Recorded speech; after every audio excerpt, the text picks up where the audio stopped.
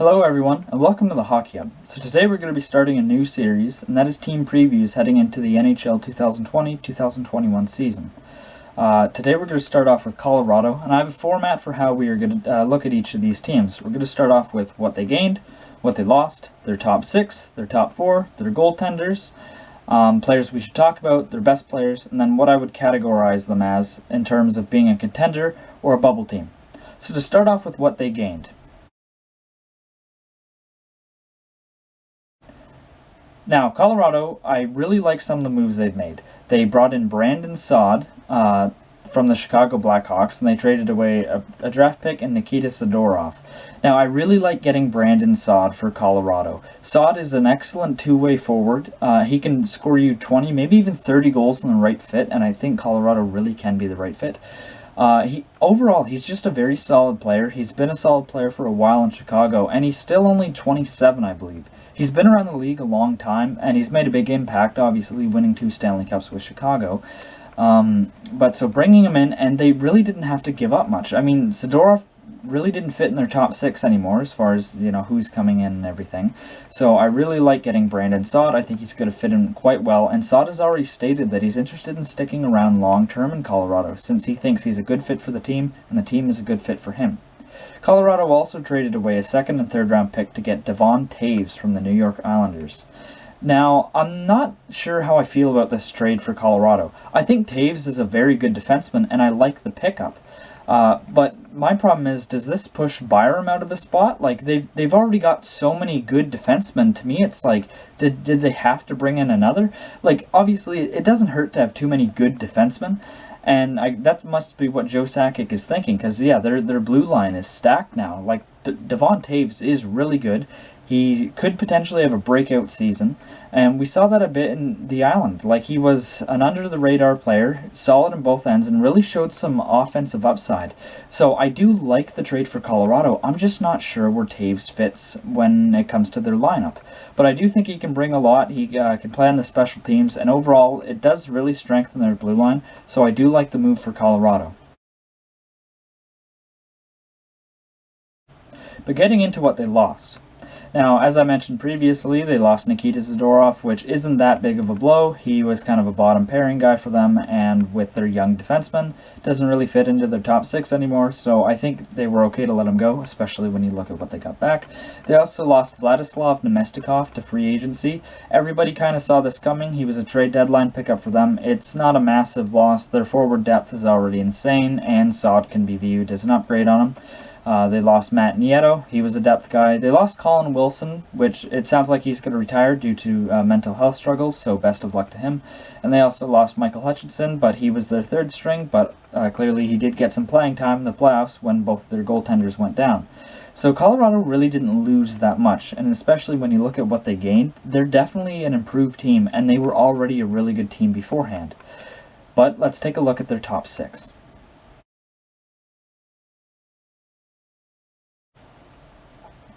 Now, their top 6 is one of the best in the National Hockey League. Their top line of Landeskog, Mackinnon, and Rantanen is arguably the best behind the Boston line.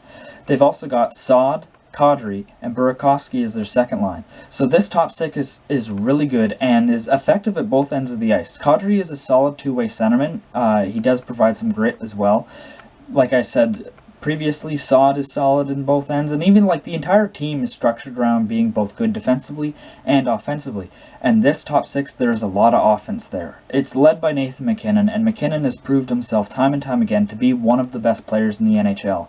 He's offensively dominant. He's such a strong and fast player, and when you watch him play, you can just tell he's absolutely insane. He's a franchise talent, and if he keeps going at the rate he's at, you could argue he's maybe generational. MacKinnon will definitely lead this Colorado team to the promised land sooner or later, and it could be this year. But you look at that top 6, there's depth in scoring, good two-way forwards, and overall, it's nearly a perfect top 6. Like, I think Saad, you could argue, is a first-line forward on a lot of teams. Same with Burakovsky. I think their entire second line, you could argue, would be a first line on a lot of teams. But considering the high-end star power that Colorado has, it just makes their top 6 all the more impressive.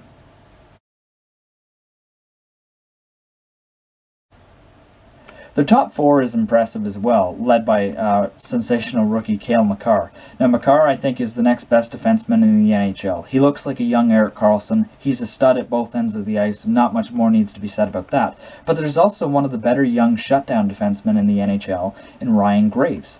Now, Graves is an interesting player because we're not quite sure where he's going to fit in with the additions of Devon Toews and maybe some rookies coming in. I think Graves is really solid and is a great fit beside Makar. I think they were a great pairing and not one that their head coach Jan Bednar should consider breaking up.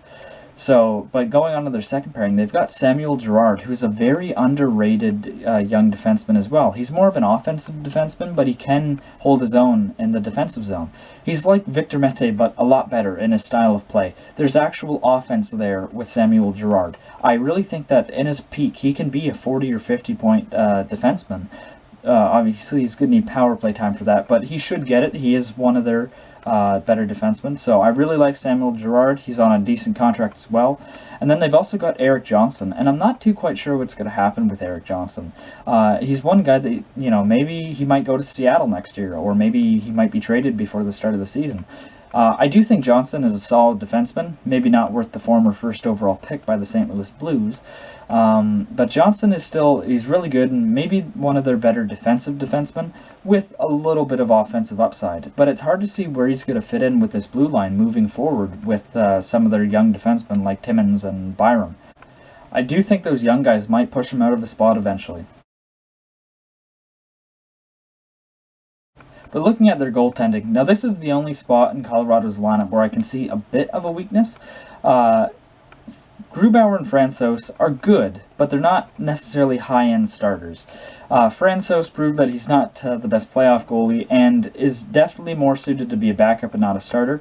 Grubauer, when he plays, is good, but it's when he plays. Grubauer tends to get injured a lot and costly points, as we saw against Dallas. So, Grubauer, yeah, he's solid when he can play, but he's not always healthy. And if you're going to look at a grueling schedule this upcoming season, and then a grueling playoff, who knows if Grubauer will be able to withstand the schedule. So, if I was Joe Sakic, I would try and look at some sort of upgrade in net. Maybe Darcy Kemper from Arizona could be a good fit. Colorado did see a lot of him in the playoffs and saw how good he was. I don't think that goaltending is necessarily a problem, though. I think Colorado is such a good team that they don't necessarily need a star goaltender to be a contender or potentially even win the cup, but it definitely would help. And I think if there was an upgrade out there available, I think Sakic would pounce on it. But clearly he feels that he's comfortable with his goaltending, and whatever was on the market just wasn't for him in Colorado. So I think that they'll still be okay in net, but don't expect like fantastic Vezina level numbers from those guys. But I do think hopefully they'll be enough to at least let Colorado go deep in the playoffs.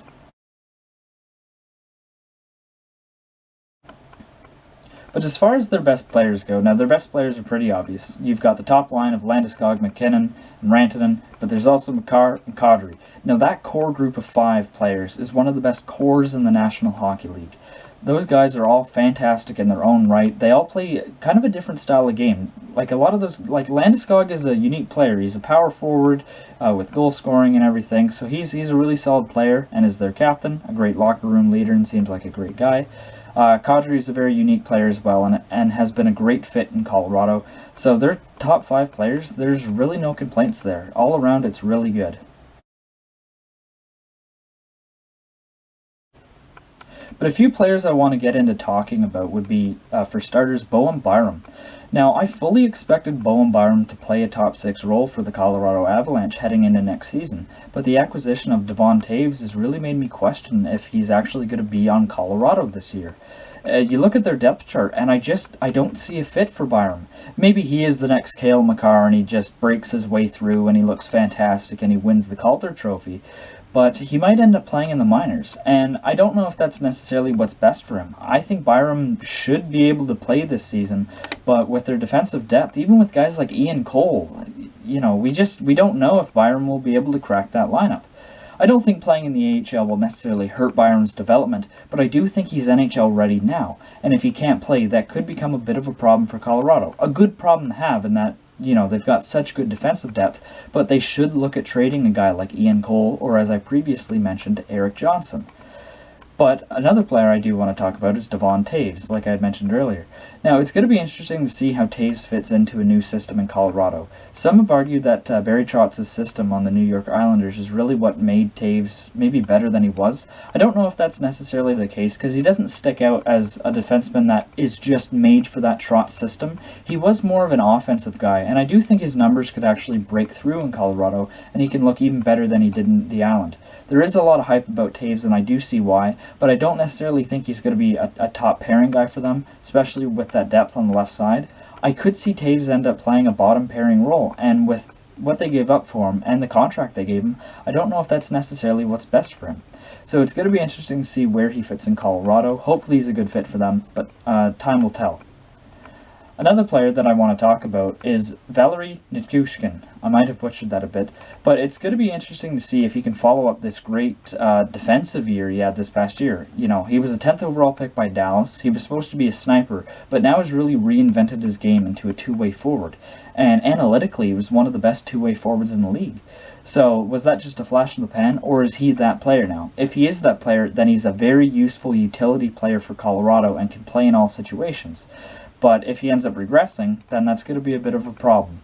So it's going to be interesting to see how those three players end up in Colorado's lineup, how well they do.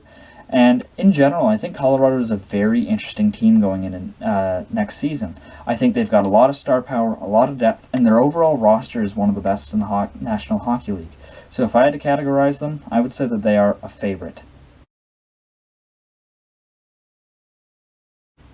To me, Colorado is the odds-on favorite to win the Stanley Cup, and I've said that before. They're my prediction, and they are a lot of people's predictions. You just get that feeling that they have to break through with all of their young talent mixed with veteran leadership and their true superstar power in a guy like Nathan MacKinnon, or even Mikko Rantanen and Cale Makar.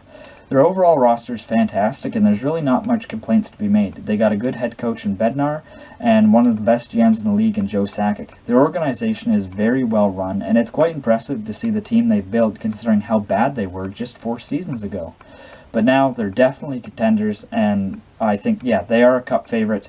And it would honestly surprise me if they didn't even make it to the conference final. I have really high expectations for Colorado, and I hope that they can meet that. But that does it for today's video. I appreciate you guys watching till the end. I am going to start putting out more of these videos coming up soon in the coming days and everything, so stay tuned for that. Please leave a like, comment, and subscribe if you haven't already, and I will see you guys later. Bye for now.